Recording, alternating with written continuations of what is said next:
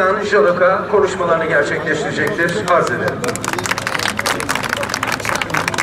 Değerli hemşehrilerimiz, saygıdeğer Yeni Mahalle Belediye Başkanımız Fethi Yaşar, hepiniz Ankara Çerkes Derneği Hatıra Ormanı açılış etkinliğine hoş geldiniz.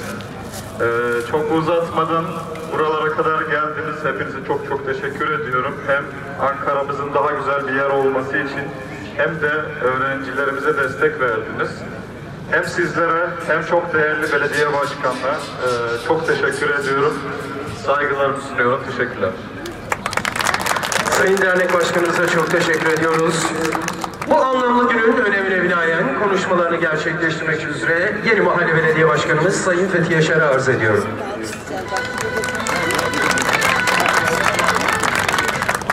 Çok değerli hemşerilerim, sevgili hanımefendiler, beyefendiler, Çerkez Derneği'nin değerli başkanı, değerli yöneticileri, hepinizi saygıyla selamlıyorum. Çerkez Derneği'nin bu güzel etkinliğinde doğaya, çevreye sahip çıkmasından dolayı bütün yöneticilerini kutluyorum. Bu bölge Yeni Mahalle'ye seçimlerden 15 gün önce bağlandı, mahkeme kararıyla. O zamanki Büyükşehir Belediye Başkanımız bizi bypass yaparak, Yeni Mahalle Belediyesi'ni devlet dışı bırakarak bu bölgeyi kendisi Büyükşehir vasıtasıyla bizi çıkarmıştı. Biz mahkeme kararıyla seçimlerden 20-25 gün evvel Yeni Mahalle hukuki çalışmasını yaparak Yeni Mahalle'ye bağlandık. İnşallah bizim gelişen bölgemiz bu bölge.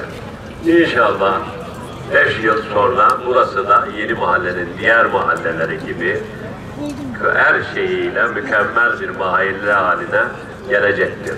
Bu bölgedeki site yöneticileri sabahleyin muhtarla beraber beni ziyaret ettiler. Onlara da söyledim. Önümüzdeki pazartesi güzel bir toplantı yapacağız. Çerkez Derneği'ne güzel bir yer. Burasını 200 sene sonra geldiğinizde ağaçlara sahip çıkacağız. Güzel olacak.